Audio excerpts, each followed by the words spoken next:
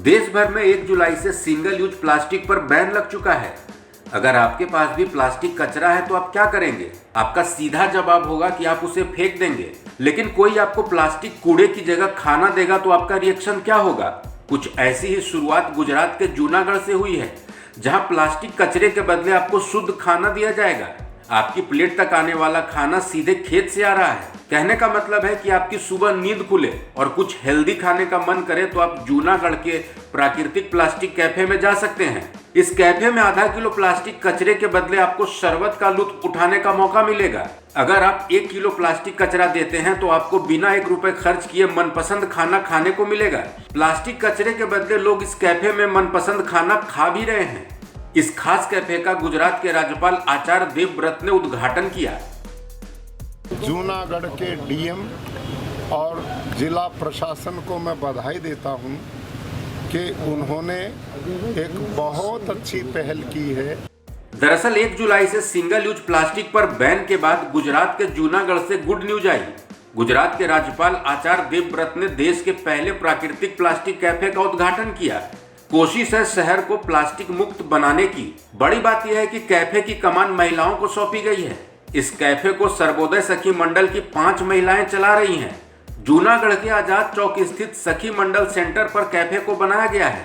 खाने को मिट्टी के बर्तन में बनाया जाता है और मिट्टी के बर्तन में ही खाना परोसा जाता है।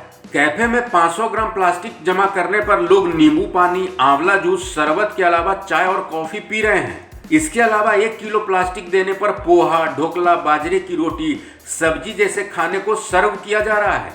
जितना ज्यादा प्लास्टिक देंगे उतना ही टेस्टी खाना आपको खाने को मिलेगा। यहाँ पर जो भी लोग सिंगल यूज प्लास्टिक इधर उधर डाल देते हैं तो यहाँ एक प्राकृतिक कैफे खोला गया। जितने लोग आएंगे प्लास्टिक को लेकर के उसके बदले में उनको प्राकृतिक आहार दिया जाएगा। जूनागढ़ के इस खास कैफे को चलाने का जिम्मा महिलाओं को दिया गया है। कैफे में खाना बनाने के साथ ही इसे सर्व करने तक का सारा काम महिलाएं कर रही हैं। महिलाएं ही कैफे का अकाउंट भी संभाल रही हैं। कैफे में बनाई जाने वाली सारी चीजें प्राकृतिक हैं। खाने के कच्चे माल के लिए किसानों से समझौता किया गया है। यहाँ सब्जियों को पकाने के साथ ही बेचा भी जाता है। कैफे में लगे स्टॉल से आप सब्जियों को खरीद भी सकते हैं। लोगों तक प्राकृतिक भोजन पहुंचाने के लिए 10 किसानों को चुना गया है। ये किसान हर दिन ताजी सब्जियां, दाल कैफे को सप्लाई करते हैं। कैफे को मिलने वाले प्लास्टिक कचरे को कूड़ा इकट्ठा करने वाली कंपनी को बेचा जाएगा। खास बात यह है कि इस कैफे को ऑनलाइन फूड डिलीवरी ऐप से भी जोड़ा गया है। आने वाले दिनों में लोग घर बैठे प्लास्टिक का कचरा देकर खाना ऑर्डर कर सकेंगे। इसके साथ ही ताजी सब्जियां, फल और दाल भी मंगवा सकेंगे। इस खबर में फिलहाल इतना ही। चलते चलते हम आपको छोड़ जाते हैं इस खास कैफे की कुछ झलकियों के साथ।